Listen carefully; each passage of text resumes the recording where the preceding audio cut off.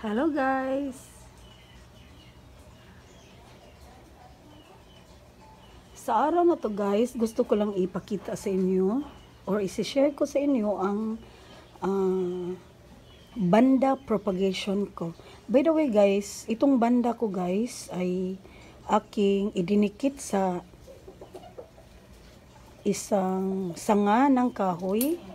Ito guys, sanga ng kahoy na pinutol or galing sa aming puno sa likuran ng bahay.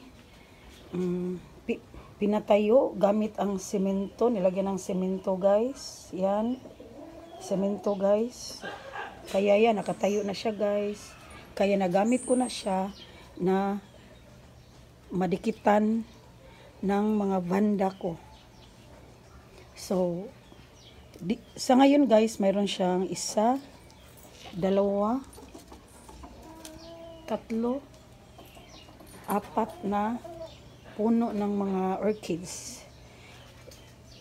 6 sana sila dito guys, 6 sila. Ito, 1, 2. Pero sad to say guys, na namatay sila. Pero sa puno na ito guys, mayroon akong nakitang, patay na siya guys, pero mayroon akong nakitang root. Mayroon siyang root guys. Kahit patay na siya, wala siyang dahon guys. Ang dahon nito guys, nandito. Natanggal na guys. Unti-unti siyang natanggal. So dito ko nilagay guys, ang cuttings ito guys. Cuttings. Nagmula sa aking banda na nabili noong 2019 sa Bohol. So,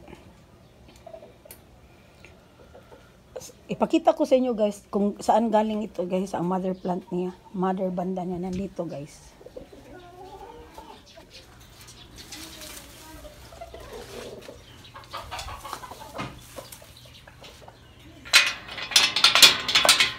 So, ang banda na yun guys, ay galing dito. So, propagation ko yun, galing dito guys, ito. So, mayroon akong dito 1, 2, 3, 4.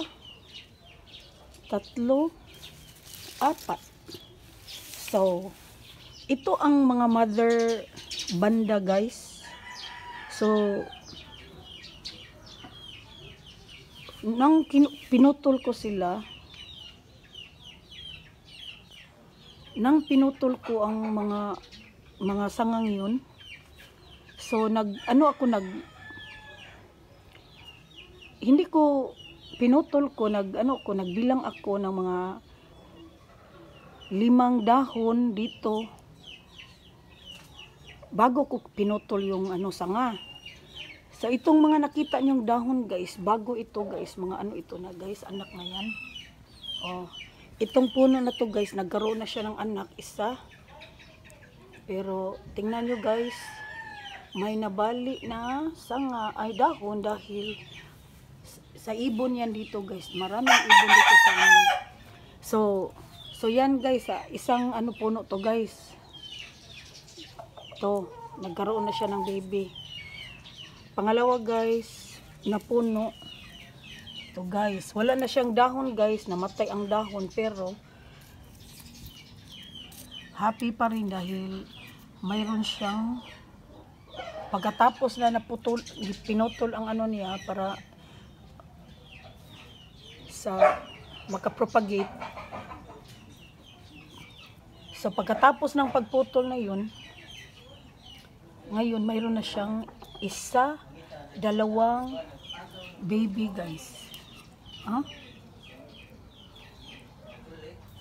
So hindi na masama guys dahil mayroon siyang 1, 2 baby. So pangatlong baby sa 2 puno. So ngayon sa iba namang puno guys, pangatlong puno guys, mayroon naman siyang 1, 2,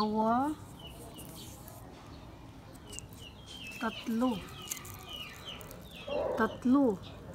Nagkaroon siya ng 3 baby guys.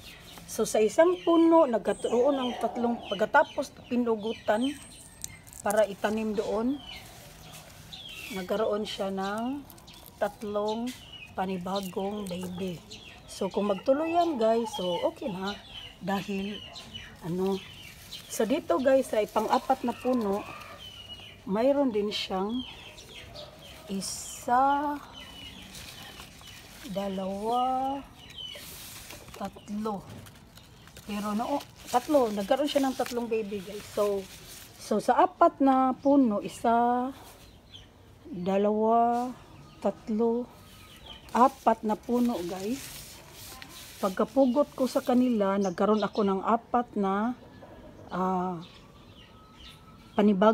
bagong puno na doon idinikit ko doon sa kahoy ko. So paglipas ng ilang buwan guys, mga siguro August ko yun ginawa, or August ko pinugutan to, August. Pagkatapos ng October, November, December, January, February, mga 5 buwan guys, ito na ngayon sila.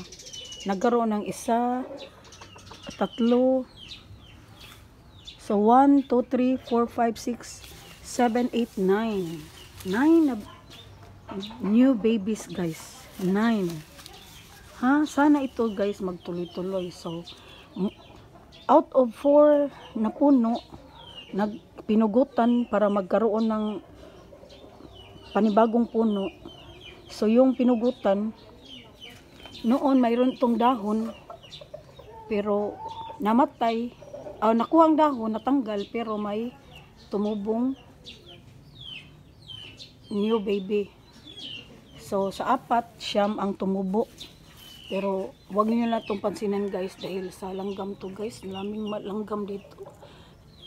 Matuwa sana tayo na mayroong langgam ang lugar, pero tingnan niyo, destroyer talaga guys. Minsan inakala nila twig ito na walang walang pakinabang para gawing nest nila, yun na na, ay nako. Ito pa guys, mayroon pang isang baby na balian ng dahon dahil sa kagagawan ng langgam. So yun guys, yan ang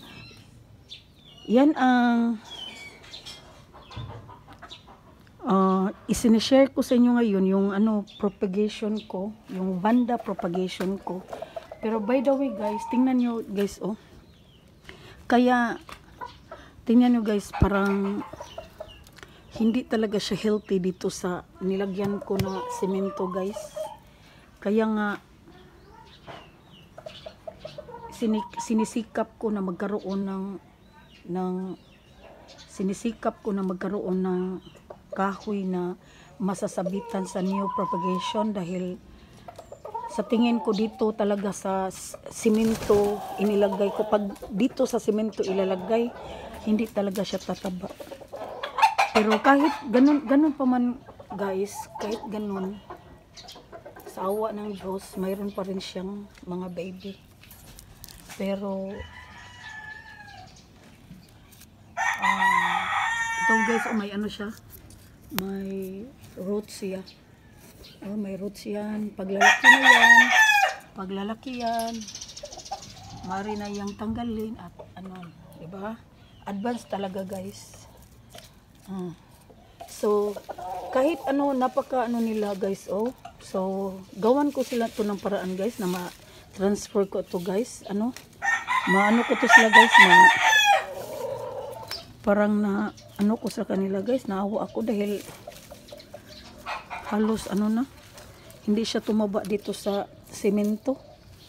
So isang tip yan guys, na hindi dapat ilagay siya sa semento guys. Dapat siya so sa kahoy, yung parang gusto niya guys ba, yung malamig na lugar. Maliban na kahit nga kahoy, kung mainita naman sila, kailangan kahoy plus hindi sila masyadong naarawan. Okay guys, so yun ang isinishare ko sa inyo ngayon yung success ng propagation ko ng aking Vanda. Kahit ngayon ko lang sila na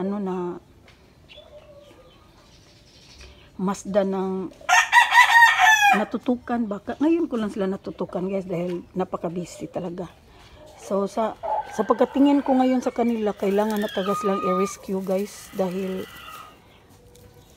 pumayat sila guys. So i-rescue ko yan guys, i-transfer ko yan sa, maghanap ako ng lugar dito na madikitan ko sa kanila.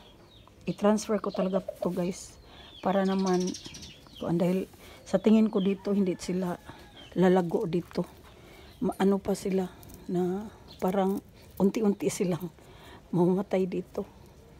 So sad kaayo guys, nakakaawa ang mga orchids. So siguro bukas siguro i-transfer ko sila. So yun lang guys. So if you like this video guys, yung isinishare ko sa inyo ngayon, please like and paki-subscribe na rin guys, at hit the notification bell guys, para updated din kayo sa mga susunod na video ko. So yun lang guys, ang isinishare ko sa inyo ngayon, yung propagation ko ng aking mga Vandas.